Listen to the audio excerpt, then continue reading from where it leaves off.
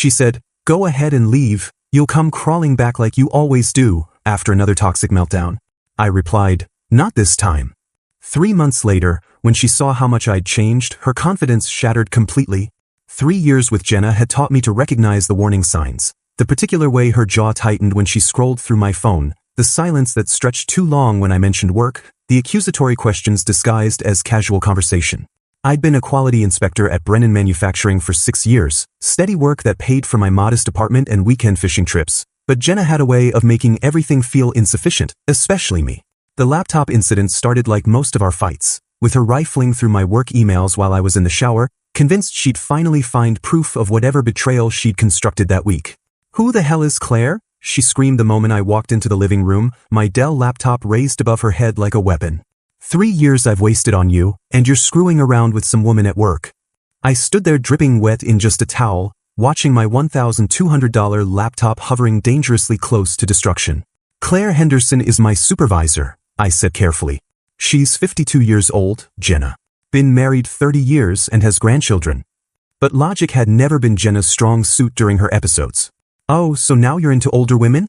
I saw the way you typed her name, all careful and respectful. You never type my name like that." The laptop came down with a sickening crack against the hardwood floor, sending plastic shards across the room and 3 years of work files into electronic oblivion. I stared at the wreckage, my spreadsheets, quality reports, photos from last year's fishing trip with my dad, all gone because Jenna had convinced herself that professional emails with a grandmother were evidence of an affair. "Claire shows me pictures of her granddaughter's soccer games during lunch breaks," I said, my patience finally cracking. "If you spent 5 seconds thinking instead of assuming the worst about everything I do, maybe you'd realize how insane this sounds." Her eyes filled with tears, the manipulation tears that usually made me feel guilty. "I just love you so much it scares me," she whispered. "I can't stand the thought of losing you to someone else. You're all I have, Marcus. Without you, I'm nothing." And there it was, the script we'd followed for 3 years.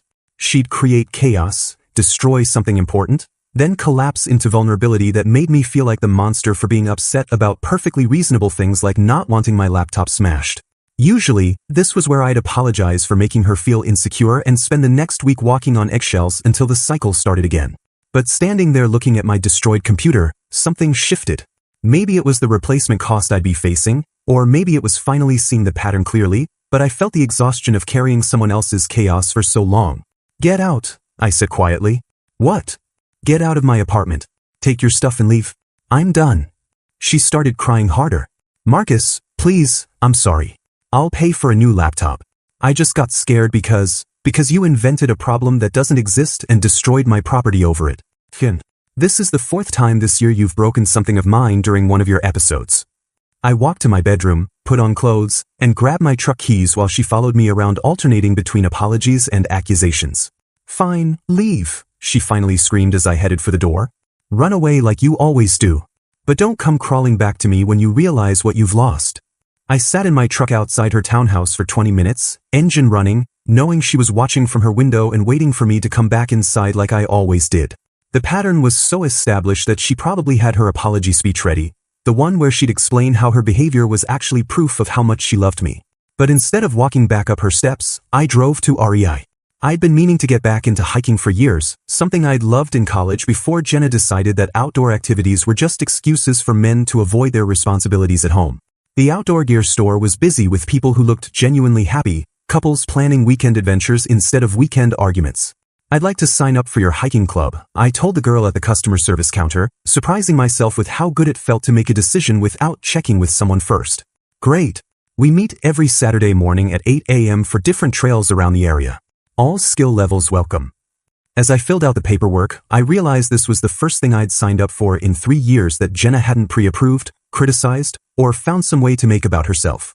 My phone buzzed with increasingly frantic texts, but I turned it off and drove home to my peaceful, laptop-less apartment, already looking forward to Saturday morning in ways I hadn't looked forward to anything in longer than I cared to admit. Saturday morning at Cascade Trail felt like stepping into a different universe, one where people smiled without agenda and made conversation without ulterior motives.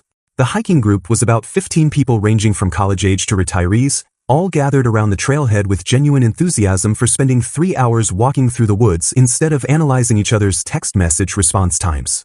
I'd been bracing myself for awkward small talk and inevitable questions about why a guy my age was joining solo, but everyone just seemed happy to have another person along. First time with our group? Asked a woman about my age with dark hair pulled back in a practical ponytail, wearing well-broken-in hiking boots that suggested she actually used them regularly. Yeah, I'm Marcus. Just getting back into hiking after taking a break from it for a while. Amy, she said, extending her hand with a firm shake. I'm a veterinarian over at the animal clinic on Maple Street. What do you do? The question was asked with genuine curiosity, not the calculating tone I'd grown accustomed to from Jenna, who always seemed to be evaluating whether someone's job made them worth her time. Quality inspector at Brennan Manufacturing. Not exactly exciting, but I like the problem-solving aspect of it. That sounds really interesting actually. I bet you catch things other people miss. It was such a simple statement, but hearing someone express genuine interest in my work instead of dismissing it as boring felt almost foreign.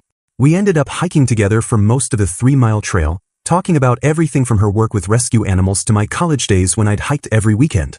She didn't once check her phone, didn't interrupt my stories to tell better ones about herself, didn't make me feel like I was auditioning for her approval.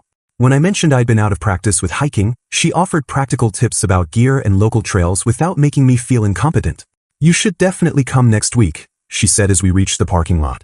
We're doing Pine Ridge Trail. It's got these amazing views of the valley. For the first time in years, I found myself looking forward to weekend plans that didn't involve walking on eggshells or managing someone else's emotions. My phone had stayed blissfully silent all morning, and I'd actually forgotten about Jenna's drama for 3 straight hours, a personal record. That peace lasted exactly until I got home and turned my phone back on. 17 missed calls, 43 text messages, and a voicemail that started with sobbing and escalated to accusations that I was probably hiking with some slut I'd met online.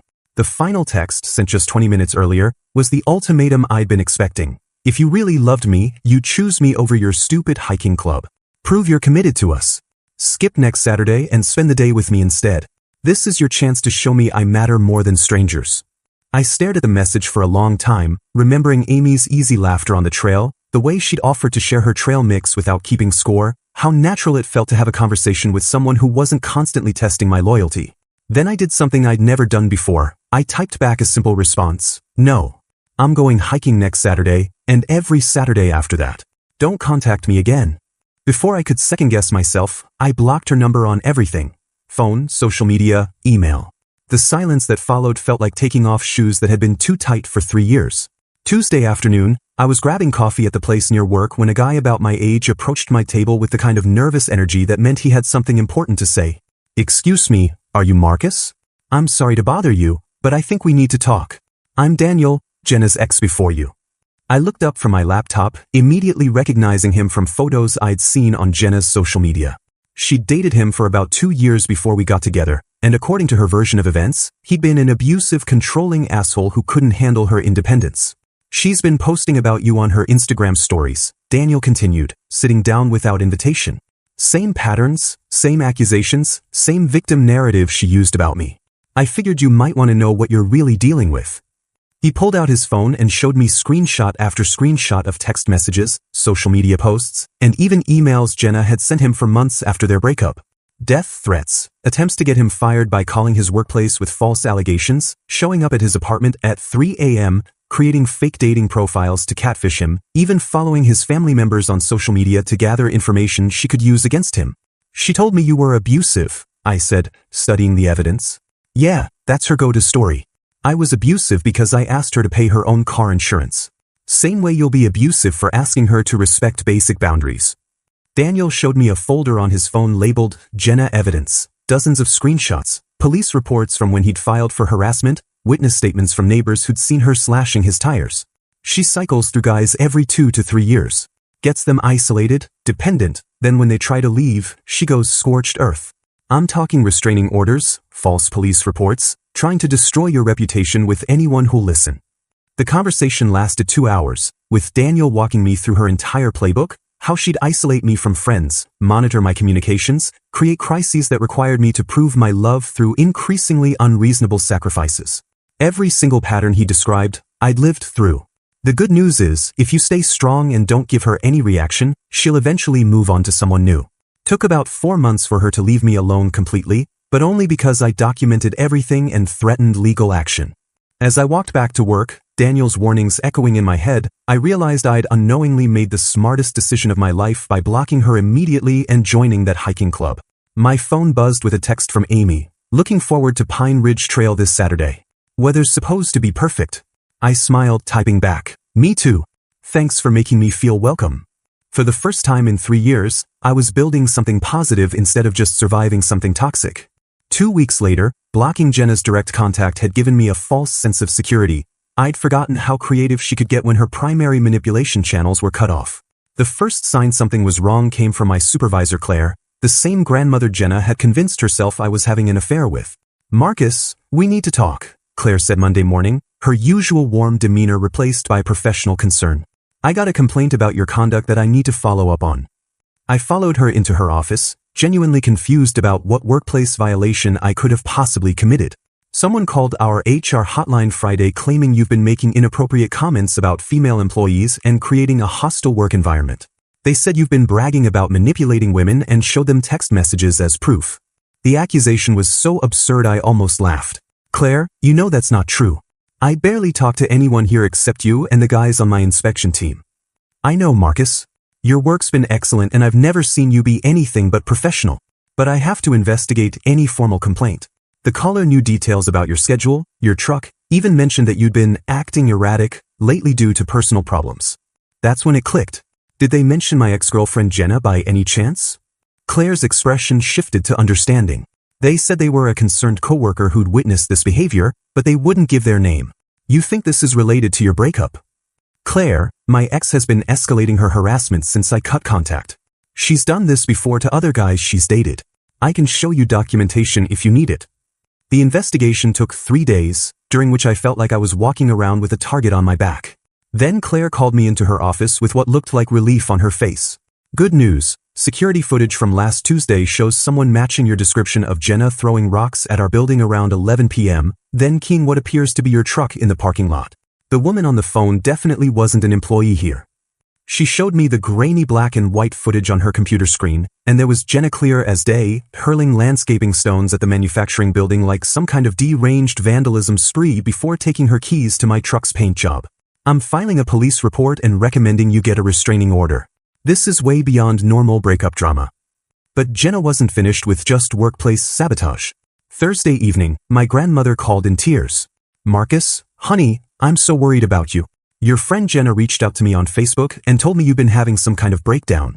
She said you've been drinking heavily and talking about hurting yourself, and that your friends are really concerned but you won't accept help." My 73-year-old grandmother, who still sent me birthday cards with $20 bills and worried when I didn't call every Sunday, had been weaponized against me. "Grandma, I promise you I'm fine. Better than fine, actually. Jenna is my ex-girlfriend and she's been harassing me since we broke up. She's trying to manipulate you into pressuring me to contact her. But she seems so concerned, honey. She said she still loves you and just wants to make sure you're safe. She even sent me screenshots of text messages where you sounded really depressed." The fact that Jenna had created fake text conversations to convince my elderly grandmother I was suicidal was a new low, even for her. "Grandma, I need you to block her on Facebook and don't believe anything she tells you about me. I'm hiking every weekend, I got a promotion opportunity at work, and I'm happier than I've been in years.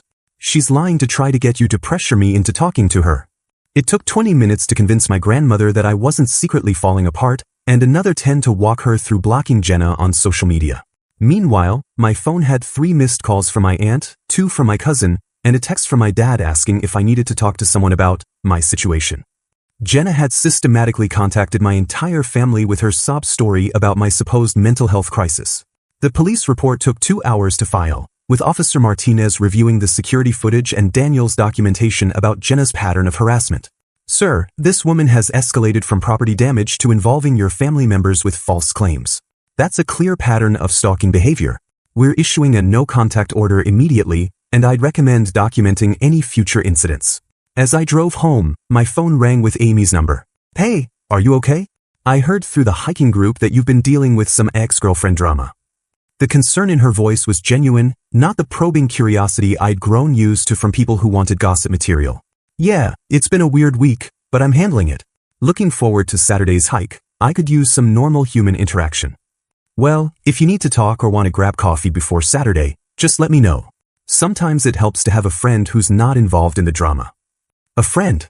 Someone offering support without expecting anything in return, without trying to gather information to use later, without making my problems about themselves. After 3 years of Jenna's chaos, Amy's straightforward kindness felt revolutionary. Thanks, Amy. That actually sounds really good. As I pulled into my apartment complex, I noticed a car I didn't recognize parked near my building with someone sitting inside. The paranoia Jenna had created made me circle the block twice before parking, but the car was gone when I came back around.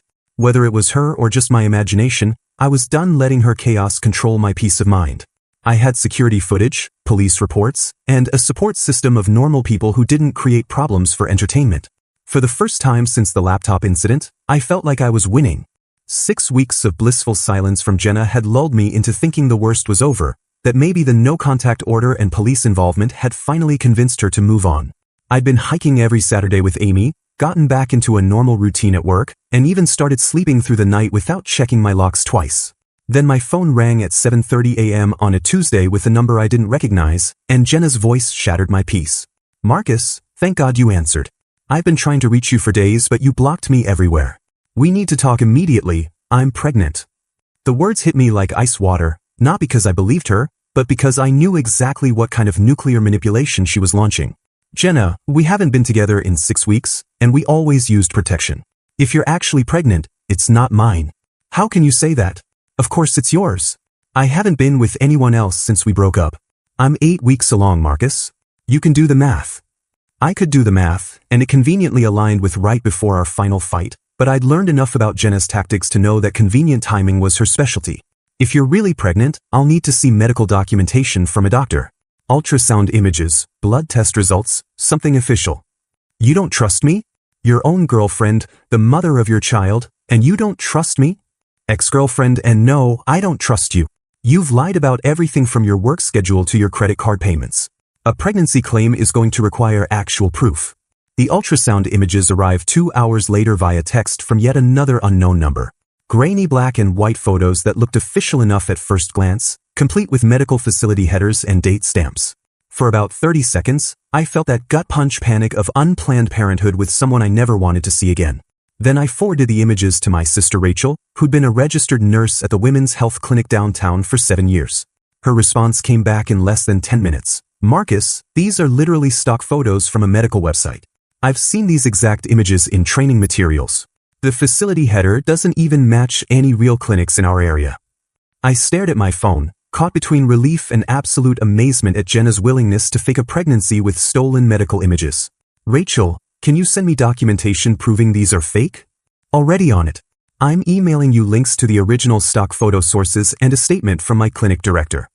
Armed with proof of Jenna's deception, I called her back. I know the ultrasound images are fake, Jenna. My sister is a nurse and she identified them as stock photos from medical websites. This conversation is over. Your sister is lying because she doesn't want you to be happy. Those images are real, Marcus. I'm carrying your baby and you're abandoning us.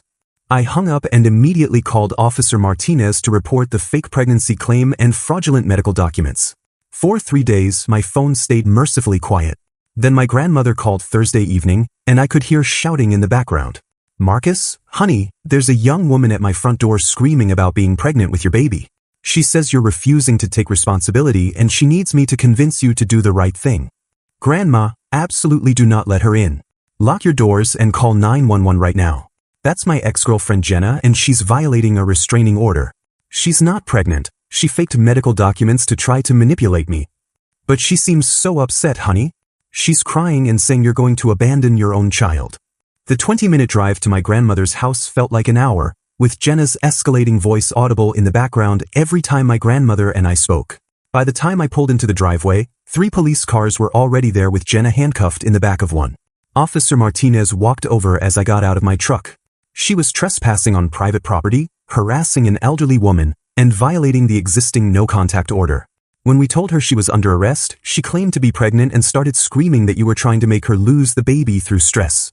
The pregnancy is fake, I said, handing him the documentation Rachel had prepared. My sister's a nurse and proved the ultrasound images were downloaded from medical websites. He reviewed the evidence with a grim expression. This is way beyond normal breakup drama, sir. making false pregnancy claims, fabricating medical documents, harassing elderly family members. She's looking at multiple charges. My grandmother emerged from her house looking shaken. Marcus, that poor girl seemed so convinced she was telling the truth. Are you absolutely sure she's not pregnant? Grandma, she faked the medical documents. She's been harassing me for 2 months with increasingly desperate lies. As the police cars pulled away with Jenna still claiming from the back seat that I was abandoning my unborn child, my grandmother shook her head in disbelief. In my day, people didn't lie about being pregnant just to manipulate someone. I spent an hour making sure my grandmother was okay and helping her change all her locks. As I drove home, I realized this arrest might finally be the wake-up call that convinced Jenna to move on, but somehow I doubted it. People who fake pregnancies don't usually develop sudden insight into appropriate boundaries. 2 weeks after Jenna's arrest, I was finally starting to believe that maybe jail time had shocked her into moving on with her life. The restraining order had been upgraded, she was facing multiple charges, and I hadn't heard a whisper about her from anyone in our mutual circles. Then my phone rang Thursday evening with Daniel's number, and I could hear exhaustion in his voice. Marcus, we've got a problem. She's found someone new, and this kid is in way over his head. I sat down, already knowing this wasn't good news. What do you mean someone new? College kid named Tyler. 22, still lives in the dorms at State University. He contacted me through a mutual friend because he's been dating Jenna for 3 weeks and she's already demanding GPS tracking apps and passwords to all his social media accounts. The familiar pattern made my stomach drop. 3 weeks, and she was already implementing full control with someone who probably thought intense attention meant love. She badmouthed both of us to him, calling us abusive exes who couldn't handle a strong woman. Kid's smarter than she gave him credit for and decided to do research. Found my LinkedIn and reached out asking if I'd share my actual experience with her. Daniel arranged for us to meet Saturday morning at a downtown coffee shop. Tyler looked exactly like I'd expected, young, earnest, stress lines around his eyes that I recognized from my own mirror during the worst parts with Jenna. She seemed so into me at first, Tyler said, stirring his coffee nervously. Intensely interested in everything about my life. My class schedule, professors' names, where I hung out on campus. I thought it meant she really cared. When did the demands start? I asked, knowing the timeline would be depressingly familiar. Week 2. Said she'd been cheated on before and needed reassurance. Asked to see my text messages, then social media DMs, then wanted me to install an app that would let her track my location in real time. Daniel and I exchanged glances. The exact same progression. Start with reasonable sounding requests based on past trauma, then escalate to full surveillance when the victim was emotionally invested. I told her I wasn't comfortable with the tracking app, and she completely lost it. Started crying, saying I was just like all the other guys. Then she threatened to call my professors and tell them I was emotionally abusing her, maybe file a Title IX complaint with the university. The threat to involve his school was new, but the emotional manipulation was straight from her playbook. Tyler, has she mentioned any other ex-boyfriends besides me and Marcus? Daniel pulled out his phone. Yeah, actually. She's made references to a bunch of guys who couldn't handle her. Someone named Brett from college, a guy called Mike who she said tried to get her fired, and someone named Josh who she claimed stalked her after they broke up. We spent the next hour walking Tyler through our experiences while he shared disturbing details about their brief relationship. The pattern was almost clinical, love bombing for 2 weeks, followed by isolation tactics, surveillance demands, and threats when victims resisted. But the real revelation came when Daniel suggested creating a timeline. Tyler, do you know anyone else who might have dated her?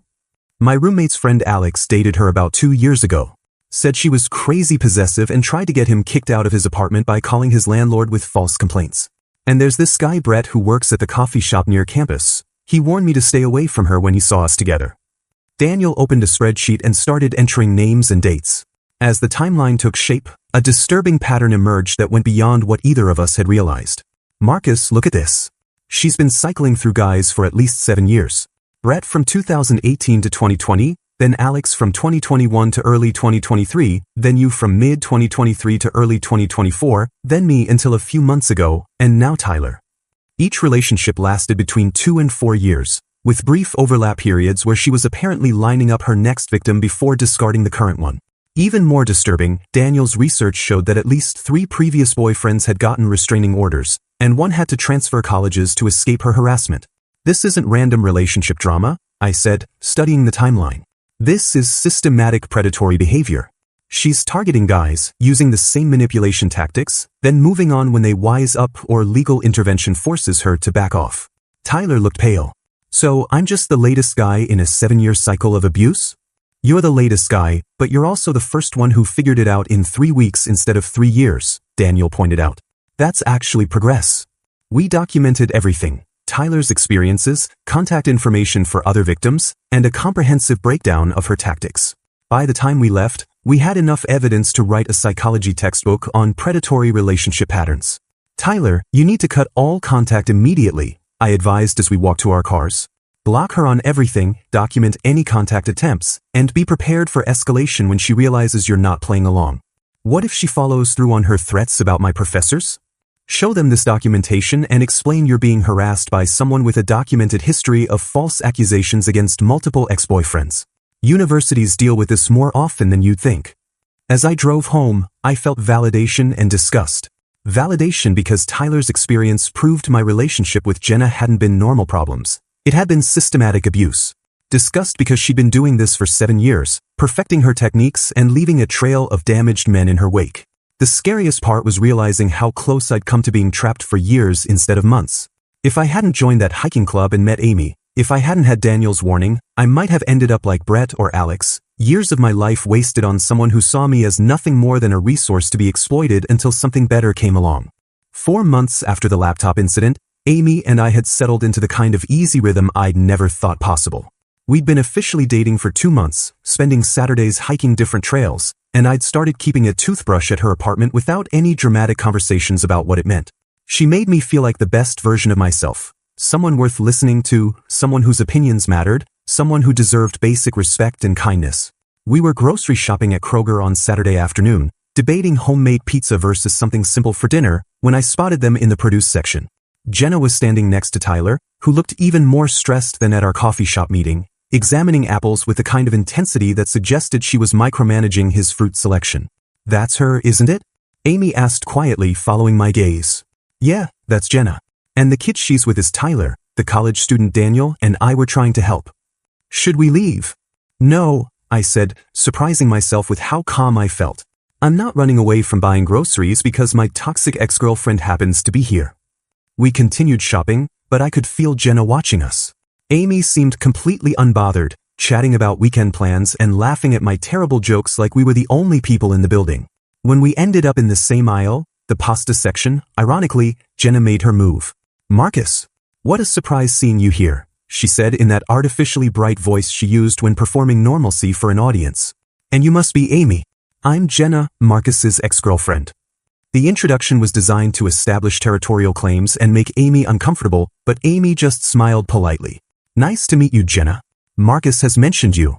I hope he didn't say anything too terrible about me, Jenna laughed, glancing at Tyler for support. You know how men can exaggerate when relationships don't work out.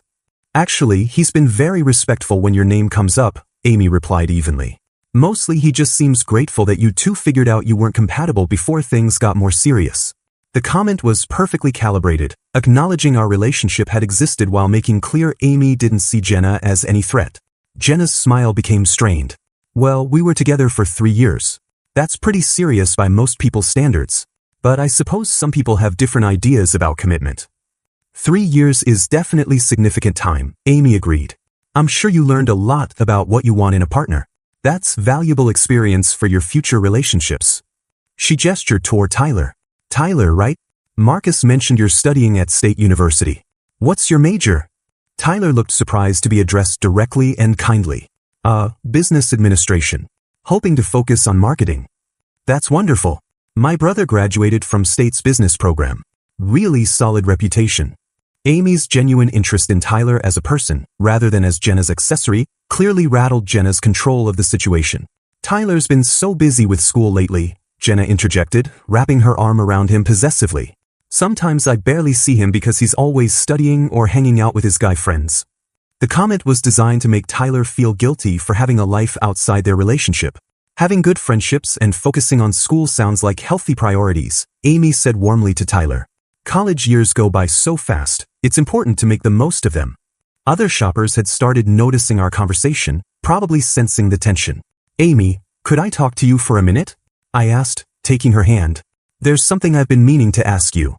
I led her a few steps away to the Apple display, my heart racing with a decision that felt completely right and completely spontaneous. Amy Chin, I said, getting down on one knee right there in the produce section, will you marry me?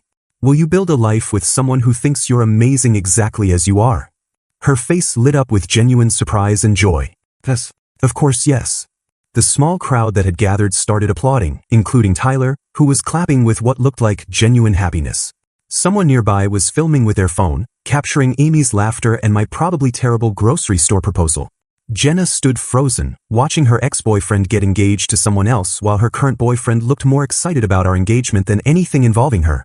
"Oh my God," said a woman near the organic vegetables, loud enough for everyone to hear. "Isn't that the girl from the Facebook group?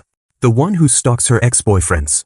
I saw Jenna's face go pale as other shoppers started looking at her with recognition. "Yeah, that's definitely her," confirmed another woman, pulling out her phone. "My friend's cousin dated her. She's crazy." The crowd's attention had shifted from celebrating our engagement to identifying Jenna as a local cautionary tale. Jenna grabbed Tyler's arm and practically dragged him toward the exit, but not before I heard her hissing at him about how this was all some elaborate scheme to humiliate her. "Marcus," Amy said, still wearing the ring and smiling at the well-wishers, "I think we just won the breakup." As we walked to check out with our groceries and congratulations from strangers, I realized that the best revenge against someone who tried to make me feel worthless was simply building something beautiful with someone who deserved it. 6 months later, Amy and I were planning our wedding when local journalist Sarah Williams reached out about a documentary she was producing on relationship abuse patterns in small communities. Daniel had connected her with our group after she'd interviewed him about a related story, and she was fascinated by the systematic nature of Jenna's behavior across multiple victims. What started as a piece about one problematic relationship turned into something much bigger when I realized this woman had been cycling through men for nearly a decade, Sarah explained during our interview. "You, Daniel, Tyler, and 3 other men I've tracked down all experienced identical manipulation tactics. This isn't random, it's predatory behavior that needs to be documented." The documentary, titled The Pattern, aired on the local PBS station and was picked up by several domestic violence awareness organizations. Sarah had done incredible work tracking down Brett, Alex, and even Josh, Jenna's ex from college, each of whom shared eerily similar stories of emotional manipulation, financial exploitation, and escalating harassment when they tried to leave. Tyler had become an unexpected advocate, speaking passionately about how recognizing the pattern early had saved him from years of abuse. "I was 3 weeks into what could have been a 3-year nightmare," he said in his interview. "If Marcus and Daniel hadn't reached out, I'd probably still be installing tracking apps and apologizing for having friends." The documentary's impact was immediate and devastating for Jenna. Her dental practice, already struggling with her frequent absences due to court dates, received multiple calls from patients who recognized her from the program. Her supervisor called her in for a meeting about maintaining professional standards and placed her on unpaid leave pending review. But the most surprising development came from an unexpected source, Jenna's own family. Her sister called me 2 weeks after the documentary aired, introducing herself as Lisa and asking if we could meet. "I had no idea how bad this had gotten," Lisa said over coffee, looking exhausted and embarrassed. "Jenna always told us that her ex-boyfriends were abusive or crazy, that she was the victim in these situations. Seeing all of you men tell basically the same story, and seeing the evidence you documented, it made us realize we'd been enabling her behavior for years." Lisa explained that their parents had immediately confronted Jenna with an ultimatum: get professional help or lose family support entirely. She's in therapy now, real therapy, not just someone she can manipulate. And she's had to acknowledge what she did to all of you. The therapist said this kind of systematic behavior doesn't just happen, it's learned and reinforced over time. "How is she handling that?" I asked, genuinely curious despite everything. "Not well. She's lost most of her friends, her job situation is precarious, and she's having to confront the fact that she's hurt a lot of people. But for the first time, she's not blaming everyone else for her problems." 3 months later, Amy and I got married in a small ceremony at Cascade Trail, the same place where I'd first found my footing after leaving Jenna. The hiking club had become our chosen family, with Daniel serving as my best man and Tyler reading a poem about finding your tribe. Amy's simple dress and wildflower bouquet looked perfect against the mountain backdrop, and her vows about building a life based on mutual respect and genuine partnership made several people cry happy tears. During the reception at the community center, Daniel pulled me aside with an update about Jenna. "She's apparently doing the work in therapy. Her sister says she started acknowledging the harm she caused and is working on understanding why she developed these patterns. The therapist thinks it might take years to really change her behavior. Do you think people can actually change that much? I asked, watching Amy laugh with her new hiking club friends. I don't know, but I hope so. Not for our sake, we've all moved on. But maybe the next guy won't have to go through what we did. As Amy and I drove away from our reception, heading to a cabin in the mountains for our honeymoon, I thought about how different my life had become since that Tuesday night when I'd chosen to drive to REI instead of going back to apologize for something I hadn't done wrong. The woman sitting next to me, wearing her simple wedding dress and hiking boots, represented everything I'd learned about healthy relationships: partnership instead of ownership, support instead of control, love that built you up instead of tearing you down. 6 months later, we heard through mutual acquaintances that Jenna had moved to another state for a fresh start, apparently taking her therapy seriously and working to rebuild her life without the toxic patterns that had defined her for so long. I genuinely hoped she'd found peace and learned to form healthy relationships, but mostly I was grateful that her chaos was no longer my problem to solve. Tyler had transferred to a better university and was thriving academically and socially. Daniel had started dating someone new, a teacher who appreciated his straightforward honesty about his past experiences. And Amy and I had bought a house with a big backyard for the dog we were planning to adopt, still hiking every Saturday and building the kind of quiet, stable life that I'd once thought was boring but now recognized as precious. Sometimes the best revenge isn't revenge at all. It's simply refusing to let someone else's dysfunction define your future and choosing to build something better with people who deserve your best self.